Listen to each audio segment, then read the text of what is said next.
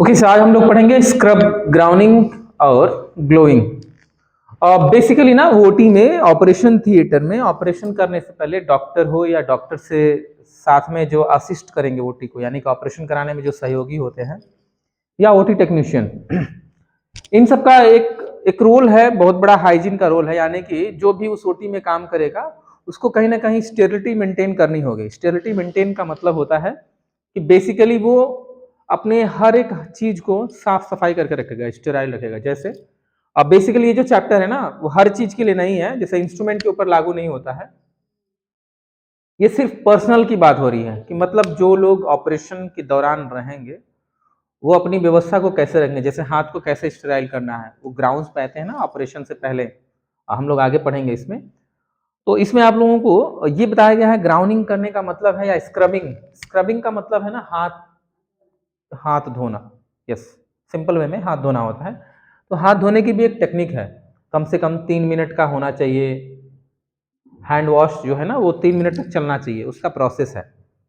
और ग्लोविंग, जो ग्लोव्स या जो भी चीजें आप ग्राउंडिंग करेंगे, ग्राउंडिंग गाउनिंग का मतलब होता है scrub, gowning and glowing. Gloves कैसे पहनना है उसकी एक कला है। सिंपली आप ग्लोव्स लेकर के, आपने बहुत लोगों को देखा होगा, जो नए किसी व्यक्ति को दे दीजिए ना तो वो पूरा पकड़ लेगा ऊपर से भी, एक एक करके। जैसे नॉर्मली बाइकर्स अपना ग्लोव्स लगाते हैं ना, कि कहीं से भी पकड़ के पहन रहे हैं, ऐसा नहीं है। मेडिकल में या ऑपरेशंस के दौरान जो ग्लोव्स पहने जाते हैं या मेडिकल लाइन में, उसका एक सिस्टम है। आप ना मतलब ऐसे पहनेंगे कि ऊपर वाले हिस्सों पे, उसके जो ग्लोव्स का हिस्सा होगा उस पर टच नहीं होना चाहिए दूसरा हाथ। हम ऐसे पहनते हैं, सिंपल वो आधा फोल्ड होकर के आता है। हम आगे देखेंगे इसमें, जैसे ये आधा फोल्ड होकर के रखा हुआ है ना, हम सिंपल इसमें हाथ घुसा लेते हैं, फिर वो फोल्ड वाले हिस्से को पकड़ के ही हम लोग हल्का हल्का करके पहनते हैं। मतलब हम इधर वाले हिस्से को टच नहीं करते हैं। नॉर्मली आप दस्ताने पहनते हैं ना ठंडियों के दिनों में, तो आप कहीं से भी पकड़ के पहन लेते हो बस। लेकिन अगर जो ऑपरेशन या स्टेरिलिटी के नजरिए से देखा जाए तो वैसा पहनना बिल्कुल गलत है। तो कैसे हाथ को धुला जाएगा, फिर ग्लोव्स या ग्राउंडिंग को कैसे पहना जाएगा, उसी के बेस पे ये पूरा चैप्टर है। एक एक करके हम लोग देखेंगे। बेसिकली हम लोगों को इसमें देखने के लिए मिलेगा कि जो सर्जिकल स्क्रब है, यानी कि सर्जरी से जाने से पहले जब हम अपने हाथ को धुलते हैं तो उसी को हम लोग बोलते हैं सर्जिकल स्क्रब। हैंड वॉश को ही हम लोग स्क्रब बोलते हैं। खूब रगड़ के धोना, रगड़ के धोना इन द सेंस कि नाखून में भी कोई चीज फंसा होना नहीं चाहिए।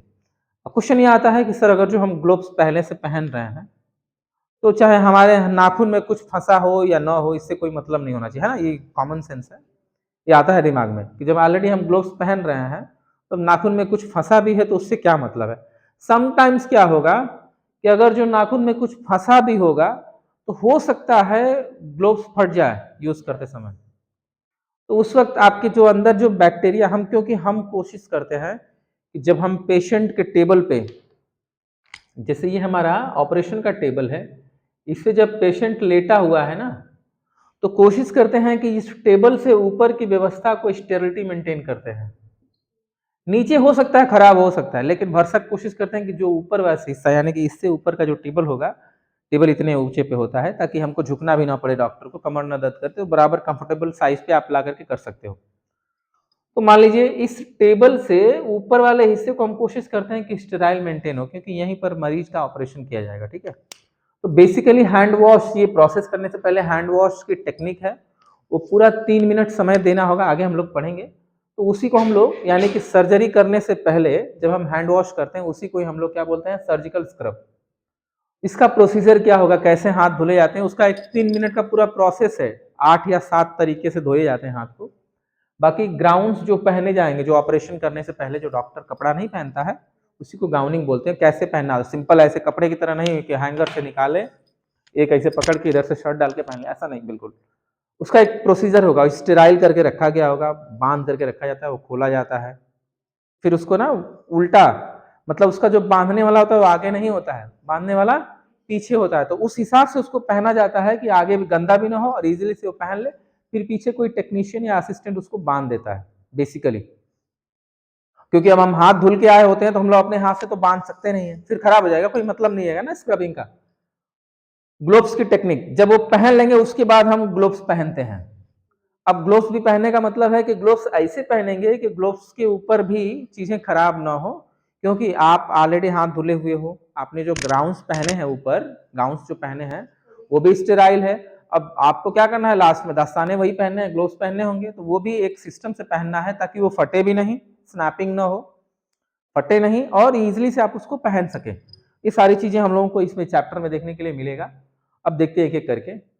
सर्जिकल स्क्रब क्या है, तो ये एक प्रोसेस है removing of many microorganism as possible from the hand and the arms, mechanically washing and chemically antiseptic before participating in an operation procedure.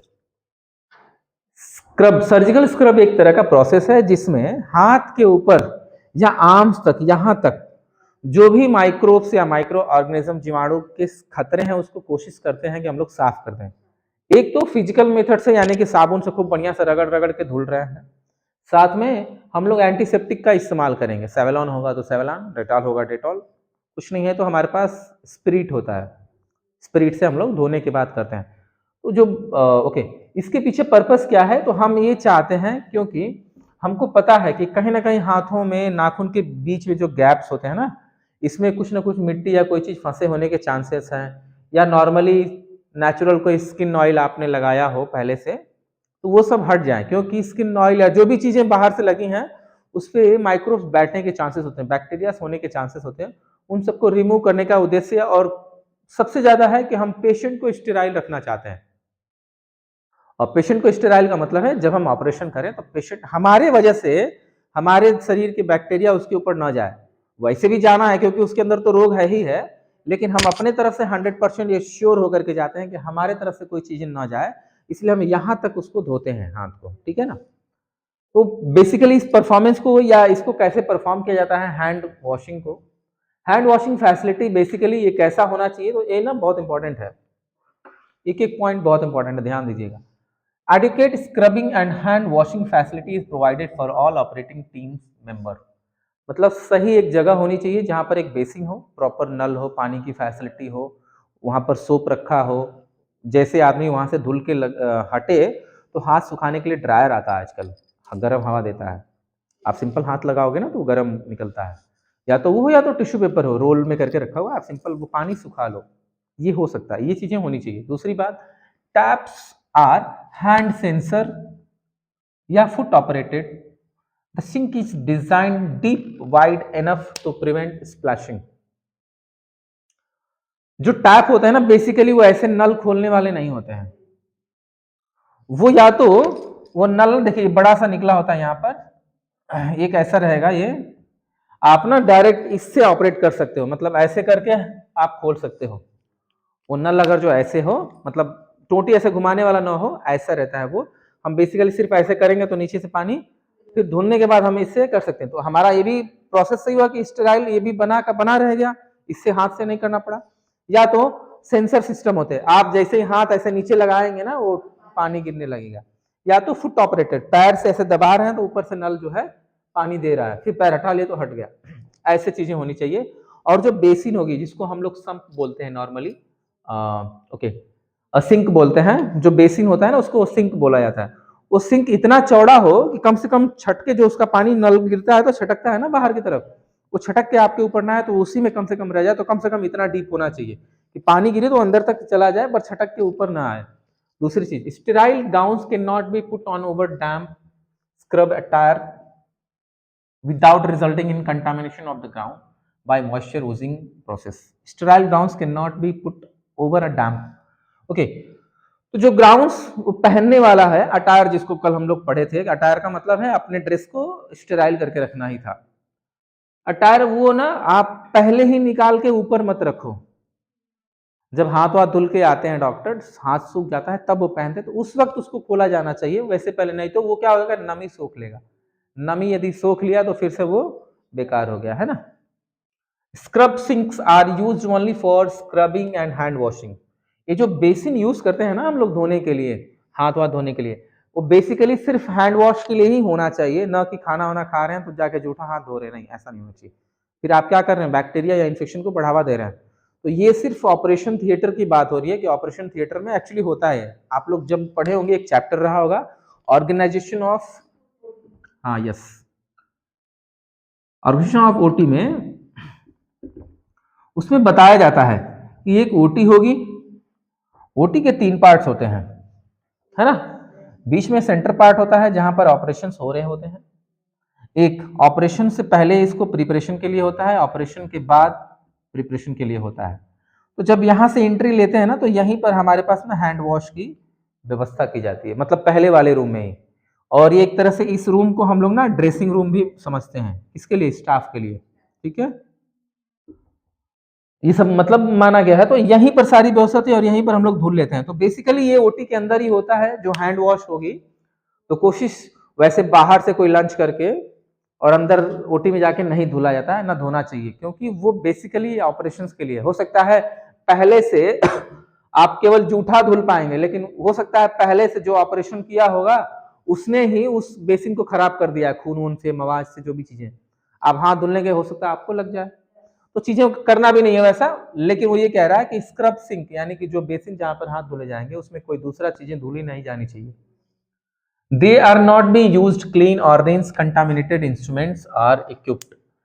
और उसमें हम इंस्ट्रूमेंटों को नॉर्मली नहीं धुलते हैं, उसके लिए अलग से होगा बेसिन, ठीक है। The safety and convenience, the scrub room is adjust to the OT. और ये ऐसी जगह होनी चाहिए कि वो पूरा सेफ हो और कन्वीनियंट हो, जहां पानी की व्यवस्था, बिजली की व्यवस्था, सारी चीजें हो, ऊपर रोशनी हो, कम से कम दिख जाए। सेफ्टी का मतलब है सेफली, सेफ हो। ऐसी जगह ना ऊपर से सीढ़ी के नीचे लगा देते हैं ना, अक्सर सीढ़ी के नीचे जगह है तो आदमी झुक के सब धुल रहा है, तो अनकंफर्टेबल होगा, तो वो देख नहीं पाएगा कितनी सफाई वो कर पाया है। दूसरी बात, कन्वीनियंस का मतलब है इजीली आप वहां चले जाओ, वहां से आ भी जाओ, ऐसी जगह पे होना चाहिए।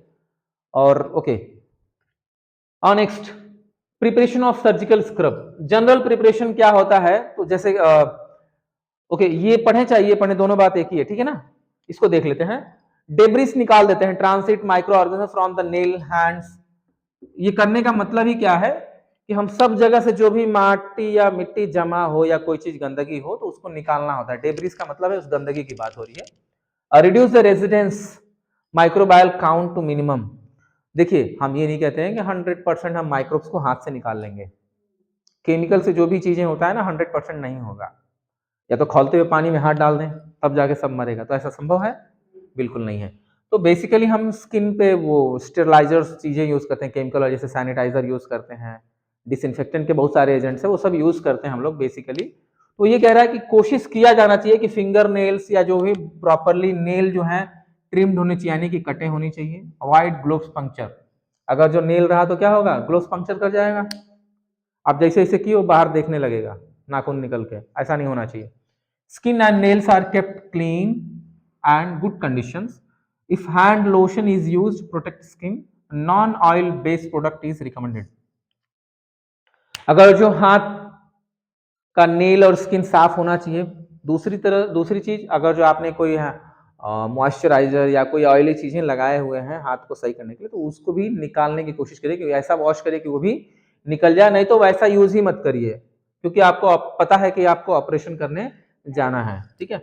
No nail polish and artificial nails are allowed. Okay, तो अक्सर देखा होगा कि लेडीज लोग ना नकली नाखून लगाते हैं फैशनेबल्स के लिए, लेकिन ओटी के लिए सब नहीं करना। अगर जो हो रहा तो ग्लोव्स आपके फट जाएंगे और फिर से वो स्टेराइलिटी खत्म हो जाएगी। अब पॉलिश में chips and peels providing harbour microorganism, इन चीजों को, अगर जो ऐसा कुछ होता है तो बीच में गैप बनेगा, उस गैप में माइक्रोब्स घुसने के चांसेस हैं। कभी ऐसा सिचुएशन हो जाएगा कि आप ऑपरेशन कर रहे, ग्लव्स फट गया, लेकिन मरीज को बचाने के लिए आपने पूरा अपना हाथ लगा दिया, तो आपके हाथ में भी लगेगा।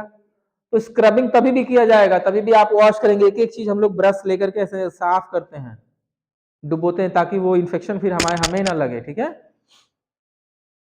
रैपिड रिबाउंड ग्रोथ ऑफ माइक्रोस, अगर जो बचे रहे किन्हीं कारणों से, अगर जो बच जाते हैं ना बैक्टीरिया तो फैलते हैं, मल्टीप्लाई होंगे, क्योंकि उनको ना अलग से ब्लड भी मिल जाता है। या ग्लोव्स जब पहनेंगे तो अंदर पसीना होता है, स्वेटिंग्स आते हैं, तो हमारी स्वेटिंग्स में ही वो फिर पैदा होने शुरू हो जाते हैं स्वेटिंग से, क्योंकि ऑलरेडी आपने छोड़ रखा है। तो कोशिश करिए कि वो ड्राई हो और एकदम सेफली हो, ग्लोव्स बढ़िया से पहन लीजिए आप, ठीक है। ओके, आगे देखते हैं। ओके, प्रिपरेशन कैसे, स्क्रब से पहले की प्रिपरेशन क्या होनी चाहिए, तो अपने हाथ को बढ़िया से देख लीजिए कि कोई कटा वटा तो नहीं है, कोई अब्रेशन या कोई फुला हुआ कोई ऐसी चीजें रगड़ा तो नहीं है। ऑल ज्वेलरी जो भी फिंगर में आप पहने हो, रिस्ट में, आम, यहाँ कड़ा वड़ा जो पहनते हैं, चूड़ी कंगन, जो भी चीजें हैं, ये सब चीजें बेसिकली अवॉइड करना चाहिए। इससे होता क्या है, फॉरेन मटेरियल्स का मतलब बाहर से कोई बैक्टीरिया आने के चांसेस हो जाते हैं। All here is well covered by the head gear. Okay, hairs का मतलब है कि बालों के भी हो सकते हैं, हाथों के भी हेयर्स हो सकते हैं, तो ये सब कवर होते हैं ऑलरेडी। या अगर जो आपने दाढ़ी वाड़ी कुछ ऐसा है तो आप उसको भी कवर करके रखिए। Adjust the disposable mask snugly and comfortably over the nose. यहां तक प्रॉपरली ये कवर होना चाहिए, वो ये कह रहा है, माउथ के ऊपर से पूरा नाक पे कवर होना चाहिए। आई ग्लासेस लगाए होने चाहिए, अगर जो कंफर्टेबल हो तो लगाइए, नहीं तो आपके पास चश्मा अगर जो है तो जरूरत नहीं है। Adjust the water to comfortable temperature, और जो वाटर आप उस वक्त यूज करेंगे, कुछ वॉश वॉश करना होगा, तो बेसिकली वो एक टेम्परेचर में, न ज्यादा ठंडा न ज्यादा गर्म नहीं होना चाहिए। A wall clock is available. Okay, घड़ी होनी चाहिए, ये बहुत मैंडेटरी होता है, क्योंकि आप ना ऑपरेशन के समय सब निकाल देते हो, तो वॉल क्लॉक सामने एकदम होनी चाहिए। डॉक्टर जहां रहते हैं ना, ठीक सामने दोनों तरफ हो तो बढ़िया है, नहीं तो इस साइड में होना चाहिए, पेशेंट के फुट साइड में। पेशेंट का जिधर पैर होगा उधर होनी चाहिए, या तो जिधर सर होगा उधर होनी चाहिए, नहीं तो इधर वाले अगर जो ऐसे हुआ ना सामने, तो डॉक्टर सिर्फ इधर वाले डॉक्टर ही उस वॉच को देख पाएंगे। इसीलिए जब कभी भी पोजिशनिंग किया जाता है, तो मान लीजिए ये ओटी टेबल है, इस पे मरीज ऐसे लेटा हुआ है, ठीक है ना, तो बेसिकली या तो वॉल क्लॉक यहाँ हो या तो यहाँ हो, इधर और इधर नहीं होना चाहिए। इसके पीछे क्या है कि अगर जो हम इस पार भी, जैसे ये टेबल है, टेबल पे मरीज लेटा हुआ है, तो हम इधर भी देख सकते हैं और इधर भी देख सकते हैं, लेकिन अगर जो इधर देखे तो इस वाले जो उस बगल से ऑपरेशन करवा रहा है वो तो नहीं देख पाएगा ना फिर। इसीलिए कभी भी या तो फुट साइड में हो या तो हेड साइड में। तो हेड साइड में बेसिकली नहीं होता है, ये हमेशा फुट साइड में होता है। इसके पीछे कारण क्या है, क्योंकि इधर ऑलरेडी बेहोशी की सारे टेबल्स होते हैं, एनेस्थीसिया टेबल होता है, ठीक है ना, जहां पर एनेस्थीसिया का डॉक्टर सर के पास ही रहता है, वो यहीं पर सब मशीनें लगी होती हैं जो मॉनिटर करता है बेहोशी के लिए। ठीक है, यहां तक क्लियर है? ओके, सर्जिकल स्क्रब का प्रोसीजर क्या है, तो सिंपल है, ये टोटल जो प्रोसेस होगा 3 मिनट का होगा। कितने मिनट का होगा? 3 मिनट का होगा, हाथ धोने वाला जो प्रक्रिया है। और to prevent the contamination from the elbow, the arm hands and hands are always be kept above the elbow. अब जब हम हाथ धुलते हैं ना, तो ये ऐसे रख के नहीं धुलते हैं, हमेशा ऐसे रहते हैं कि जो पानी आए ना वो इधर से इधर ही चला जाए, इधर का पानी इधर नहीं आना चाहिए, क्योंकि ये सब नहीं धुला जाता है, केवल यहीं तक धुला जाता है। तो कोशिश रहे कि जब आप हैंड धुलते हो तो हाथ उठा लीजिए, मतलब थोड़ी सी ऊपर साइज में हो कि ये पानी ना इधर चला जाए, लेकिन इधर वाला पानी इधर नहीं आए। समझ में आया आपको? किचन उचन का उल्टा रहता है, ठीक है ना, लेकिन जो इसकी बेसिन बनेगी वो हमेशा थोड़ी सी ऊपर होनी चाहिए। Okay, to prevent the contamination from the elbow, अच्छा हो गया। Scrub procedure take place under the running water, और ये जो पूरा काम है ना, बाल्टी का पानी लेके नहीं किया जाएगा। आप समझ रहे हैं? हाँ, चलता हुआ पानी, नल से एकदम पानी गिरते रहना चाहिए, और वो इसलिए चलता है, बीच में बंद करेंगे ना तो फिर खोलने के लिए फिर हाथ लगाना पड़ेगा। इसलिए वो कंप्लीट प्रोसेस है कि एक बार आप खोल दीजिए, हाथ धुल लीजिए, फिर लास्ट में एक बार बंद कर दीजिए, ये सिस्टम होता है। With hand and arms properly, मतलब सब कुछ सही से ड्राई हो जाना चाहिए। अप्लाई द एंटीसेप्टिक, जब सूख जाए तो एंटीसेप्टिक अप्लाई करना चाहिए, या कोई सोप यूज करिए जो कि क्लोरिल्डिहाइड्रोक्सिन या प्योडीन आयोडीन, या कोई हैंड वॉश या कोई रब ऐसा कुछ होगा जिससे आप पूरी तरह से 1 मिनट तक एकदम उससे धुलते जाएंगे रगड़ करके बढ़िया से। उसके बाद उसको वॉश कर लेंगे between the finger, wash the arm to above the elbow, यहां तक कम से कम यहां तक धुलिए। अबव द एल्बो का मतलब है कि यहां तक पूरा धुलते रहिए। कितने मिनट तक? 1-1 मिनट। तो 1 मिनट उस साबुन से आपने पूरा गजवाया, ये बोलते हैं ना। हाँ, उसके बाद आप क्या है, एल्बो को भी साफ करें। 1-2 मिनट हो गया। Rinse the hand and take the fresh soap. उसके बाद rinse from the finger tip elbow, और एक एक अंगुली ऐसे धुला जाता है। इसका प्रोसेस है ओवर टू ओवर हैंड, मतलब आप ऐसे रख के धुल लीजिए, फिर ऐसे रख के धुल लीजिए, फिर हम ऐसे पकड़ते हैं, ऐसे करके धुल लेते हैं, फिर ऐसे करके धुल लेते हैं, फिर एक एक अंगुली ऐसे करके धुलेंगे हम लोग। ये पूरा प्रोसेस है, पूरा 3 मिनट का प्रोसेस चलता है ऐसे करके। ठीक है, क्लियर है ना आपको?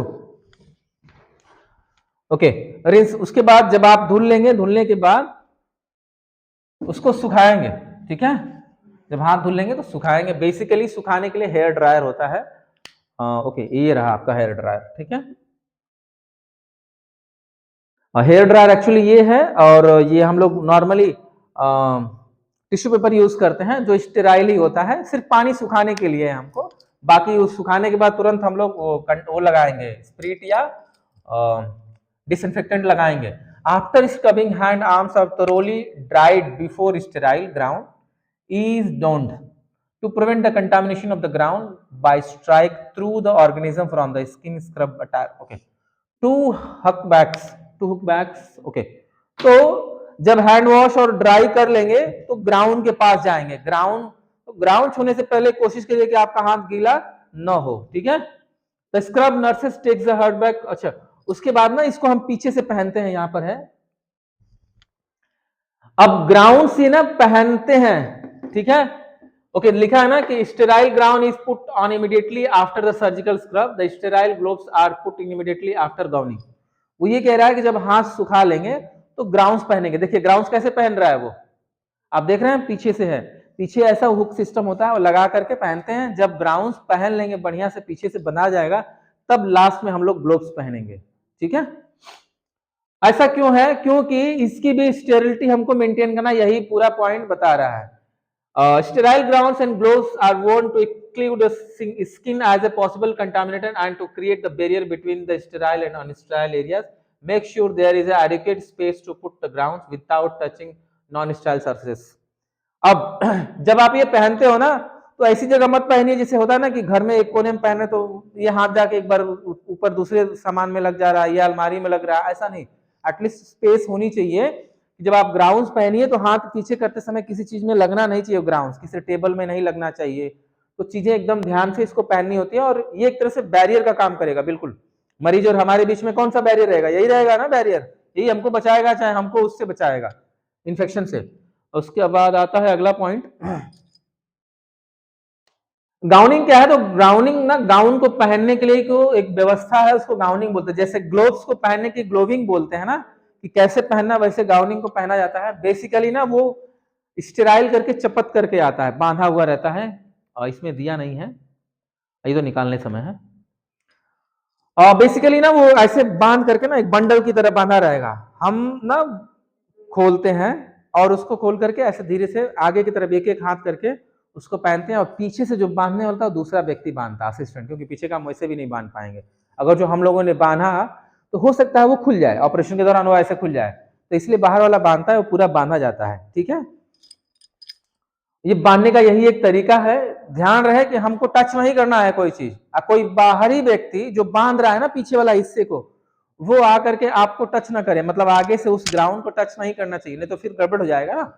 बेसिकली ये पूरा है। और the circulating floor nurses brings the grounds over the shoulders. अच्छा ठीक है, वो जो नर्सेस होती हैं, जो भी असिस्टेंट होगा, वो पूरा शोल्डर तक ला करके प्रॉपरली एकदम पीछे ना बांधा जाता है बढ़िया से, ताकि वो लूज ना हो, खुल ना जाए ऑपरेशन के दौरान। उस व्यवस्था से इसको बांधा जाता है। ग्लोविंग टेक्निक्स, ग्लोव्स को पहनने की टेक्निक है, बहुत आसान है। अच्छा इसमें नहीं दिया है, यहां पे देख लेते हैं फर्स्ट।